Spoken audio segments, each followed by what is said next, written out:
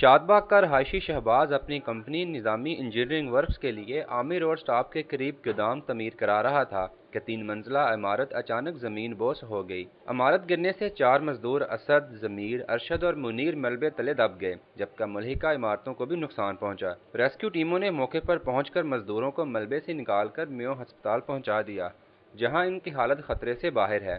ہم یہاں پہ پہنچے ہیں تو یہاں 3 معمولی زخمی تھے جن کو قریبی ہاسپٹل میں شفٹ کر دیا گیا ہے، ابھی وہ خطرے سے باہر ہیں۔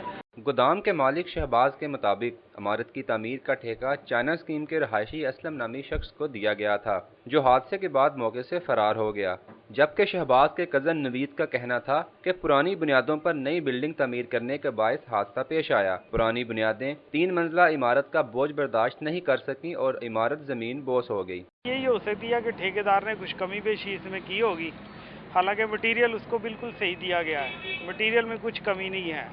پہلے بلڈنگ یہ بنی ہوئی تھی، اس میں تھوڑا سا اوپر کام کروایا ہے، لیکن یہ نہیں پتا کہ نیچے میں اس کی بنیادیں مضبوط تھیں یا کمزور تھیں۔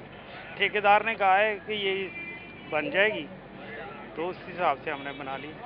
امدادی کارروائیوں میں مصروف سول ڈیفنس کے اہلکاروں کا کہنا تھا عمارت گرنے کی وجہ ناقص مٹیریل بھی ہو سکتی ہے، تاہم قبل از وقت کچھ نہیں کہا جا سکتا۔ محسوس ایسے ہو رہا ہے کہ اس کو جلدی میں تعمیر کرنے کی کوشش کی جا رہی تھی، اور یہ بھی ہو سکتا ہے کہ ناقص مٹیریل ہو، وہ تو نہیں معلوم، لیکن یہ بلڈنگ کولیپس کی ہے۔ اس کے 2 لینٹر تھے، نیچے والا فرسٹ فلور کا اور سیکنڈ فلور کا، دونوں لینٹر کولیپس کیے ہیں، جس کی وجہ سے 3 لوگ جو ہیں زخمی ہوئے ہیں، مزدور جو کام کر رہے تھے، انہیں اسپتال پہنچا دیا گیا ہے۔ مزید اب جیسے انکوائری ہوگی بھی پتہ چلے گا۔ شہر میں عمارت منہدم ہونے کا یہ پہلا واقعہ نہیں۔ انتظامی ادارے فرائض پر توجہ دیں اور شہری ذمہ داری کا مظاہرہ کریں تو ایسے واقعات سے یقیناً بچا جا سکتا ہے۔ کیمرہ مین رانا ایاز کے ساتھ وقاص احمد، سٹی 42۔